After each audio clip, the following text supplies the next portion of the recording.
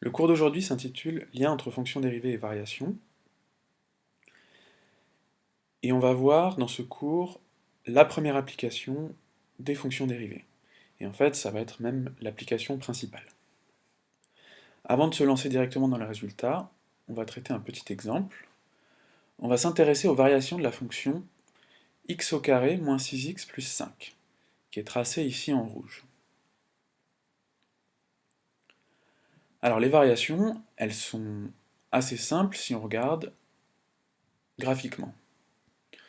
Là, ce qu'on voit, c'est que la fonction, elle est décroissante au début, jusque à ce point-là, qui est d'abscisse 3. Donc en fait, la fonction, elle est décroissante de moins l'infini à 3, puis elle change de variation à 3, elle devient croissante. Elle est croissante de 3 à plus l'infini.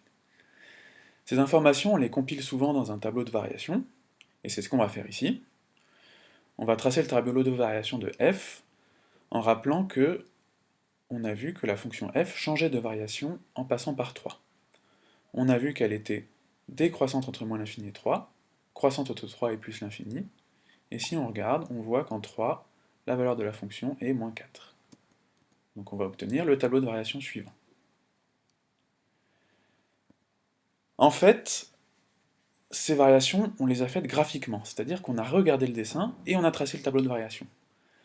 Les fonctions dérivées, ça va nous donner une méthode pour tracer ce tableau de variation sans même avoir à tracer la courbe. Pour regarder comment ça marche, on va regarder sur cet exemple. En l'occurrence, comme f de x égale x au carré moins 6x plus 5, elle est bien dérivable, et sa dérivée, on va la calculer. Alors, qu'est-ce qu'on a? F de x, on a un premier paquet là qui est x carré, donc ça dérivée, ça en dérivant, ça va nous donner 2x. Ensuite, on a moins 6x qui va se transformer en moins 6, et le 5 ici, qui va se transformer en 0, donc on ne va pas le compter. F' de x, c'est donc 2x moins 6. Cette fonction-là, f' de x, je vais la tracer sur le graphique. La voici, comme f' c'est une fonction affine, ça nous donne une droite. C'est la droite qui est en bleu. Alors là, c'est pas forcément clair, le lien entre cette fonction en bleu, là, et les variations de la fonction en rouge. En fait, ça va être plus clair quand on va regarder le signe de cette fonction bleue. Et donc, on va tracer le tableau de signes de la fonction bleue, c'est-à-dire la fonction f'. Ce qu'on peut constater, c'est que la fonction, elle commence négative, puis ensuite elle devient positive. Elle est négative ici, c'est-à-dire négative là entre moins l'infini et 3. En 3, elle change de signe, et elle devient positive. Donc ces informations, on va les compiler dans un tableau de signes, et comme j'ai dit, la fonction f', elle change de signe en 3, elle est négative avant et positive après, ce qui nous donne ce tableau de signes. Maintenant, le lien entre la dérivée et les variations de la fonction, il va devenir très clair quand on va superposer les deux tableaux qu'on vient de tracer. Le tableau de signes de f' et le tableau de variation de f. Voilà, on les superpose. Et donc ce qu'on voit, c'est que là où la fonction f' change de signe, c'est-à-dire en 3, c'est aussi l'endroit où les variations de f changent. La fonction f', elle est d'abord négative, puis en 3, elle devient positive, et la fonction f, elle est d'abord décroissante, et en 3, elle devient croissante.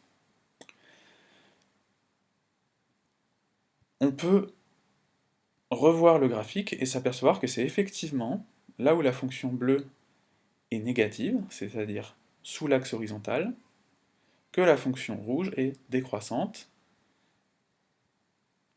et c'est là où la fonction bleue est positive, c'est-à-dire au-dessus de l'axe horizontal, que la fonction rouge est croissante. Pour nous convaincre que ça marche avec d'autres fonctions, nous allons voir un autre exemple. Cette fois, nous allons prendre une fonction polynôme de degré 3, et nous allons l'appeler g. g de x égale x au cube moins 9x au carré plus 24x moins 12, que je trace ici en rouge. La dérivée de cette fonction g est la fonction g' égale 3x au carré moins 18x plus 24, que je trace ici en bleu. Nous allons faire comme tout à l'heure, c'est-à-dire regarder les variations de la fonction g et le signe de la fonction g', mais cette fois nous allons le faire dans le sens inverse, c'est-à-dire que nous allons commencer par le signe de g', puis regarder les variations de g. Pour regarder le signe de g', nous allons observer la courbe bleue, et voir qu'elle est d'abord au-dessus de l'axe des x, puis en dessous, puis à nouveau, et que ces changements ont lieu en 2 et 4.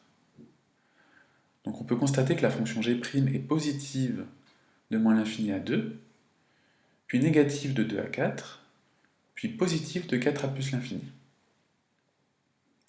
Ces informations, nous allons les résumer dans un tableau de signes, qui est le suivant. Puis nous allons observer les variations de la fonction g, et pour cela regarder la courbe rouge, pour nous apercevoir que la fonction g est d'abord croissante, puis décroissante, puis à nouveau croissante, et que ces changements de variation ont lieu en 2 et en 4. On observe donc que la fonction g est croissante de moins l'infini à 2, décroissante de 2 à 4, puis croissante de 4 à plus l'infini. On observe également que la valeur de la fonction g en 2 est 8, et que la valeur de la fonction g en 4 est 4. Ces informations, nous les résumons dans un tableau de variation, qui est le suivant, et on peut se rendre compte à nouveau que là où les changements de signe de g' ont lieu, c'est-à-dire en 2 et 4, c'est là où les lieux de changement de variation de g ont lieu. On peut également apercevoir que là où la fonction g' est positive, la fonction g est croissante, et là où la fonction g' est négative, la fonction g est décroissante. Ces constatations, elles sont valables pour n'importe quelle fonction dérivable, et c'est donc l'objet de notre théorème. Soit f une fonction dérivable sur un intervalle AB, alors la fonction f est croissante sur AB si et seulement si sa fonction dérivée f' est... Alors on va essayer d'y réfléchir un petit peu. On a vu que la fonction f elle était croissante là où f', là où le signe de f' était plus, c'est-à-dire là où f' est positive. Et positive, je vous rappelle que ça veut dire que f' de x est supérieur ou égal à 0 sur cet intervalle. Ça c'est le premier point. On a aussi un deuxième point qui concerne le cas où f est décroissante. La fonction f est décroissante sur AB si et seulement si sa fonction dérivée f' est négative sur AB. Et enfin, nous avons un troisième cas. La fonction f est constante sur AB si et seulement si sa fonction dérivée f' est nulle sur AB, c'est-à-dire f' de x est égal à 0. La démonstration de ce résultat n'est pas au programme. En revanche, on peut l'expliquer rapidement. Et c'est ce qu'on va faire avec cet exemple-là. Alors, pour expliquer ce théorème, il va falloir se rappeler ce que c'est que le nombre dérivé. Le nombre dérivé, je vous rappelle, on va le regarder pour cette fonction en 1. Si on zoome sur cette fonction au point d'abscisse 1, voilà ce qu'on va obtenir. Si jamais on obtient quelque chose qui ressemble à une droite, on dit que la fonction f est dérivable en 1, et le nombre dérivé de cette fonction en 1, ça va être le coefficient directeur de la tangente. La tangente, c'est cette droite qui apparaît lorsqu'on zoome. Donc là, ce qu'on voit, c'est que le coefficient directeur de cette droite, il est négatif, puisque vous voyez la droite descend. Et on constate bien que ça correspond à une zone où la fonction f est décroissante. Bah ça c'est vrai si on zoome sur n'importe quel point où la fonction f est décroissante. Par exemple, ici la fonction est décroissante.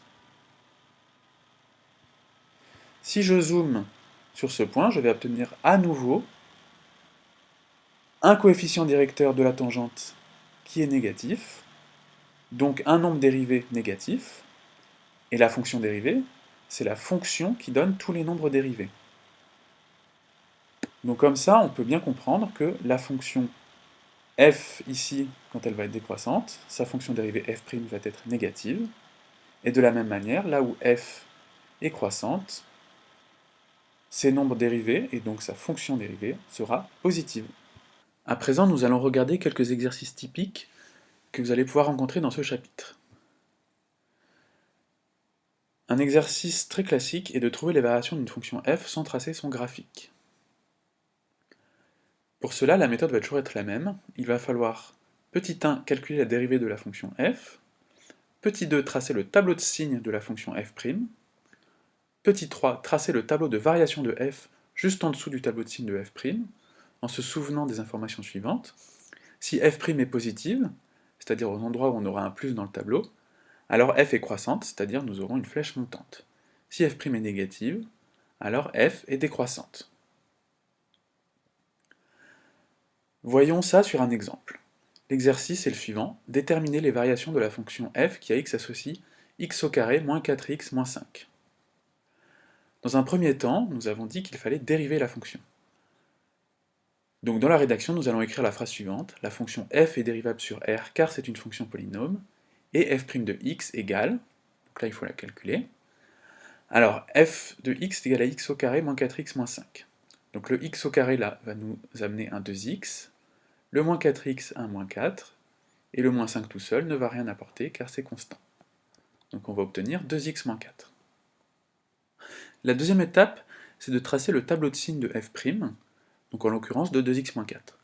Pour tracer le tableau de signes de 2x moins 4, il faut d'abord résoudre l'équation 2x moins 4 égale 0. Alors on va le faire rapidement, on passe le 4 à droite, puis on divise à gauche et à droite par 2, ça nous donne x égale 4 sur 2, c'est-à-dire 2. Voilà, maintenant on sait que quand on va devoir tracer le tableau de variation, il va falloir indiquer la valeur de la fonction f en 2. Donc nous allons le calculer maintenant. F de 2, c'est égal à 2 au carré moins 4 fois 2 moins 5, c'est-à-dire, après quelques calculs, moins 9. Voilà. Maintenant, nous allons tracer le tableau de signes de f', puis le tableau de variation de f. On l'a vu, la fonction f', donc 2x moins 4, s'annule en 2. C'est donc ici qu'a lieu le changement de signe.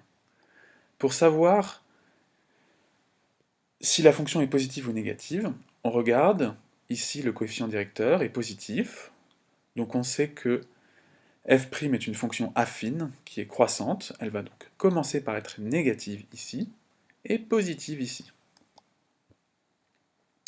Et enfin, nous traçons le tableau de variation de f, en nous rappelant que là où f' est négative, nous allons avoir une flèche qui descend, là où f' est positive, nous allons avoir une flèche pour f qui monte, et comme nous l'avons vu, la fonction f en 2 est égale à moins 9, donc nous allons ici pouvoir mettre un moins 9, comme ainsi. Nous allons à présent regarder un autre exercice typique. Cette fois, il s'agit de déterminer les variations de la fonction g de x qui est égale à moins x au cube plus 3x au carré plus 24x moins 5. Alors c'est un exercice similaire, mais cette fois la fonction est une fonction polynôme de degré 3, ce qui rend les choses un petit peu plus compliquées, et donc dans un exercice comme ça, nous allons décomposer en plusieurs étapes, et on vous posera les questions décomposées de la manière suivante. D'abord, on vous demandera de démontrer que g' de x est égal à une certaine formule, une forme développée. Ensuite, il va falloir tracer le tableau de signes de g', et ensuite étudier les variations de g. Pour calculer g' de x, eh bien, c'est comme toujours, on regarde la structure ici, et on va dériver terme à terme. On commence par dire que g est dérivable sur r, car c'est une fonction polynomiale, et donc g' de x, on va obtenir ici un moins 3x carré, ici on va obtenir 3 fois la dérivée de x carré, c'est-à-dire 2x, et ici ce bloc-là va se transformer en 24. Donc nous allons obtenir moins 3x carré, plus 3 fois 2x, plus 24, que l'on simplifie en moins 3x carré, plus 6x, plus 24. Voilà, nous avons calculé g' de x, mais ce n'est pas exactement le résultat qui nous est annoncé. Il nous est annoncé, il faut qu'on démontre que g' de x est égal à moins 3 fois x plus 2 fois x moins 4. En fait, ces deux expressions sont les mêmes, seulement ici vous avez la fonction polynôme écrite sous sa forme développée, et ici sous sa forme factorisée. Donc pour démontrer que g' de x est bien égal à cette forme factorisée-là, nous allons partir de cette forme factorisée, la développer, et constater que cela correspond bien à ce qu'on a calculé juste maintenant. Alors nous allons le faire. Donc je vais d'abord développer ces deux expressions-là, c'est-à-dire moins 3 fois, alors je distribue, x au carré, moins 4x, plus 2x, moins 8. Je regroupe les termes, j'obtiens moins 3 fois x au carré moins 2x moins 8, et maintenant je distribue le moins 3 pour obtenir moins 3x au carré moins 3 fois moins 2x moins 3 fois moins 8, c'est-à-dire moins 3x au carré plus 6x plus 24. Alors attention, quand on est arrivé à ce point-là, il est toujours de bon ton dans un exercice de conclure.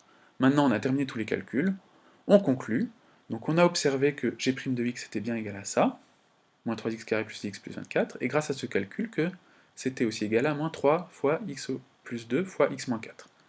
Maintenant il ne reste plus qu'à conclure, g' de x est bien égal à moins 3 facteur de x plus 2 facteur de x moins 4. Voilà, nous avons fini la première question. La question 2, maintenant, consiste à tracer le tableau de signes de g'. Et bien maintenant, comme nous avons montré que g' de x est écrit sous forme factorisée de la manière suivante, cela va être plus simple. Effectivement, pour tracer un tableau de signes, il est toujours plus facile d'utiliser la forme factorisée que la forme développée. Nous allons le faire. Je rappelle ici l'expression factorisée de g' de x.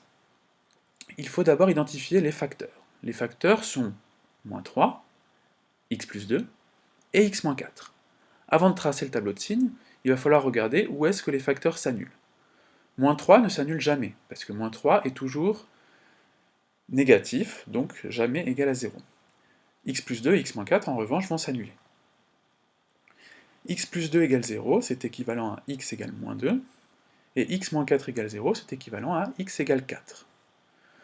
Donc pour tracer le tableau de signes, nous allons écrire ici les trois facteurs, g' à la fin, et les deux valeurs que nous avons trouvées, en les triant. Moins 2 d'abord, puis 4. On commence par le tableau de signes de moins 3. Alors moins 3, c'est une fonction qui est toujours négative. Donc elle va toujours avoir des moins. X plus 2, on a vu qu'elle s'annulait en moins 2, donc on va avoir un 0 ici. Et ensuite la question c'est de savoir où est-ce que nous allons avoir des plus ou des moins. Et bien comme x plus 2 est une fonction affine de coefficient directeur 1 est positif. Donc à droite de moins 2, nous allons retrouver le signe positif, et à gauche, le signe négatif. Pareil pour x-4 s'annule en 4. Comme le coefficient directeur est positif, nous allons retrouver des positifs à droite de 4, et des négatifs à gauche de 4. Voilà ce que ça donne. Et enfin, pour le tableau de signes de g', nous regardons le produit de ces trois signes. Moins par moins, cela fait plus par moins, cela fait moins. Donc ici, nous allons avoir un moins. Ici, nous obtenons moins par plus qui fait moins, et moins par moins qui fait plus. Donc ici, nous allons avoir un plus. Et ici, moins par plus qui fait moins, et moins par plus qui fait moins. Donc nous allons obtenir un moins ici. Voilà le tableau de signes de g'. La troisième question consiste à tracer le tableau de variation de g. Avant de nous lancer, nous avons vu que les points qui allaient être importants sont les endroits moins 2 et 4. Donc nous allons calculer l'image de moins 2 par g et de 4 par g. L'image de g par moins 2 est égale à moins 2 au cube, moins 2 au cube, plus 3 fois moins 2 au carré, plus 24 fois moins 2, moins 5. Ça, votre calculatrice vous permet de calculer que c'est moins 33. Et pour g de 4, on va faire le même calcul en remplaçant x par 4, et une calculatrice vous donne 75. Nous traçons maintenant le tableau de signes de g', et en dessous, le tableau de signes de g. Et comme ici nous avons un signe moins pour g', la fonction g va être décroissante. Comme ici nous avons un plus, la fonction g va être croissante, ici. Et comme là nous avons un moins, la fonction g va être décroissante. Nous allons pouvoir mettre les valeurs moins 33 et 75 au bout des flèches que nous avons trouvées, et nous allons obtenir le tableau de variation suivant, ce qui achève l'exercice.